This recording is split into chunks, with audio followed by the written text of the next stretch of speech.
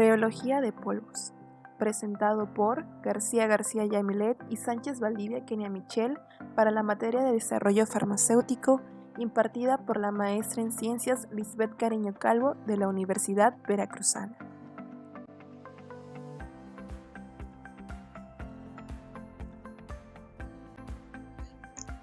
Para entender la rheología de los sólidos pulverulentos, es preciso mencionar lo que es rheología. La rheología estudia la naturaleza de las partículas, como por ejemplo, su estructura molecular, la composición química, características granulométricas, cargas electrostáticas e higroscopicidad, así como la deformación de la materia. Y tras la acción de fuerzas externas, dependiendo de las fuerzas que se apliquen, se pueden determinar las propiedades del flujo.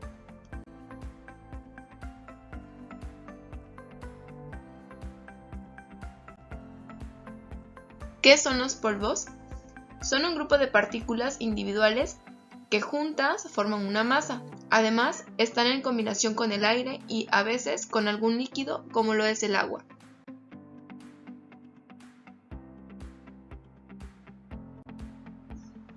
¿Cuál es la importancia de la rheología en los sólidos pulverulentos? La importancia radica en que se controla el comportamiento rheológico de una sustancia pulverulenta para contribuir en la formulación de principios activos, diseñar procesos más eficientes y así conseguir la fabricación de productos de alta calidad en la industria farmacéutica, donde la mayoría de los principios activos se presentan como sólidos pulverulentos.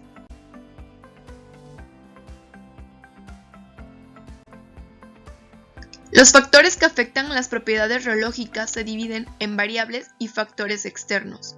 Dentro de las variables se encuentra el tamaño y la forma de las partículas, ya que las partículas con un tamaño mayor a 100 micrómetros tienen un buen flujo, pero las que tienen un tamaño inferior a 75 micrómetros no fluyen.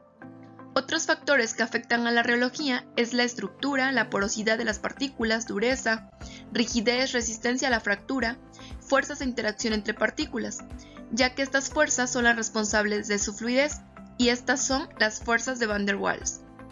Dentro de los factores externos se encuentra la velocidad de flujo, compactación, vibración, temperatura, humedad, cargas electrostáticas, aireación y transporte.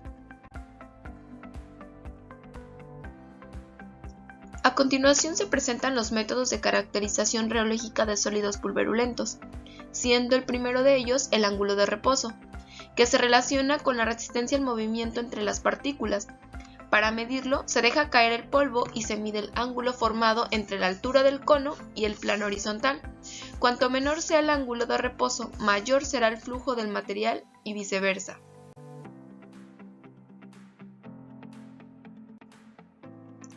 Uno de los métodos para obtener el ángulo de reposo es por el método estático, que determina el ángulo de reposo vertido, como se muestra en la figura A, donde el polvo se vacía libremente sobre una superficie plana. El ángulo de reposo drenado, en la figura B, donde el polvo se hace pasar a través de un orificio. La velocidad del flujo dependerá del diámetro del orificio, de la fricción contra las paredes y del tamaño de partícula del material.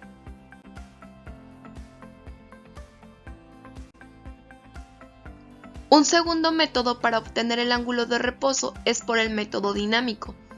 El ángulo por método dinámico se determina en un cilindro que posee orificios móviles, con diferentes diámetros y permite medir la velocidad de flujo a través de los orificios. Este tipo de ensayos se efectúan cuando se parte de materiales con propiedades de fluidez deficientes. Los ángulos de reposo mayores a 50 grados no tienen un flujo libre. Los ángulos entre 50 y 30 grados poseen un flujo pobre, y los ángulos menores a 25 grados tienen un flujo libre.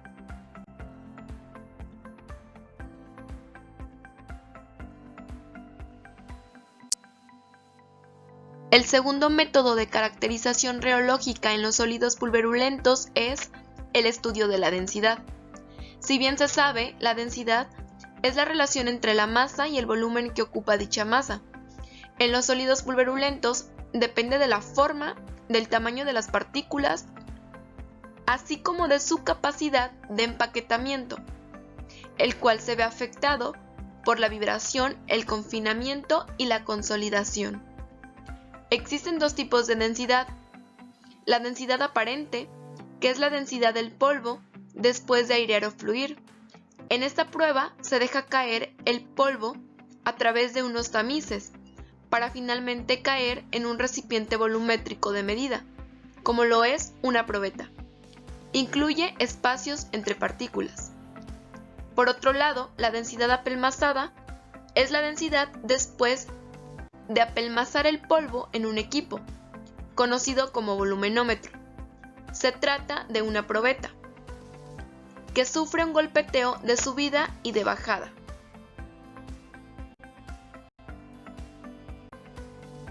Se utilizan dos parámetros para definir la relación entre estas densidades. El primero, conocido como índice de Carr o comprensibilidad, relaciona las densidades aparente y apelmazada. Cuanto mayor sea la diferencia, mayor será la tendencia del material a apelmazarse y peor será el flujo. El índice de Hausner relaciona ambas densidades sin compactar. En un material poco cohesivo, el índice de Hausner se aproximará a 1. Los valores superiores a 1.5 son indicativos de una fluidez deficiente. Determinación de la velocidad de flujo a través de un orificio.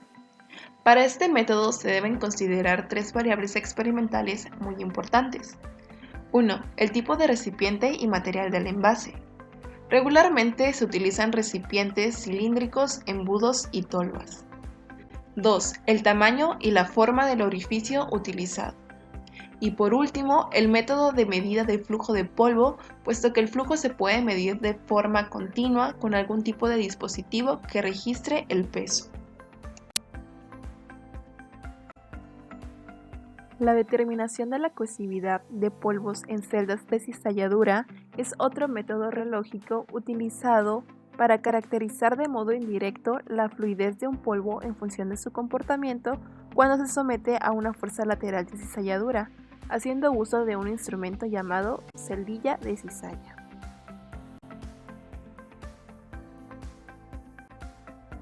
Para esta prueba reológica se añade el polvo entre las dos mitades y después se consolida con ayuda de unas pesas. Posteriormente, para aplicar la tensión de cizalla es necesario desplazar la parte superior. Y por último, la cohesividad se va a obtener dividiendo la tensión de la cizalla entre el área transversal del lecho de polvo.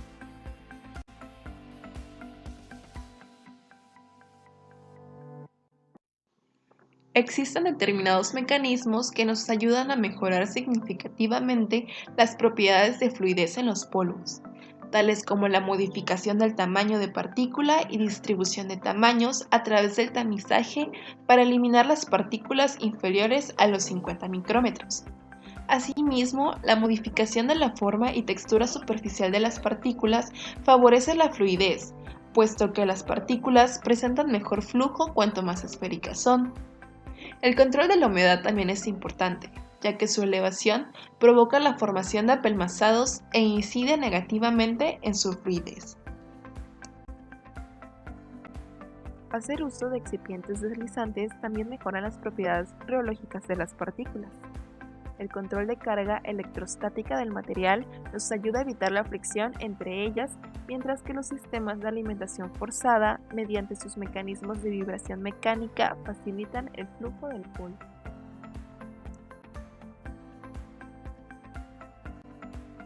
La energía básica de fluidez, también conocida como BFE, es la energía necesaria para desplazar un volumen constante de un polvo siguiendo una velocidad de flujo determinada. Las mediciones estándares son índices que evalúan los cambios de la BFE y nos dicen cómo las propiedades de fluidez se ven afectadas. La razón de aireación nos indica cómo cambia la energía básica de fluidez según el grado de aireación del polvo y tiene un intervalo de 1 a 1000. Por último, el índice de compactación indica cómo cambia la BFE atendiendo al grado de compactación del polvo y su intervalo es de 1 a 50. La consolidación del polvo genera en la fluidez mayor contacto entre las partículas por eliminación del aire y el establecimiento de enlaces químicos.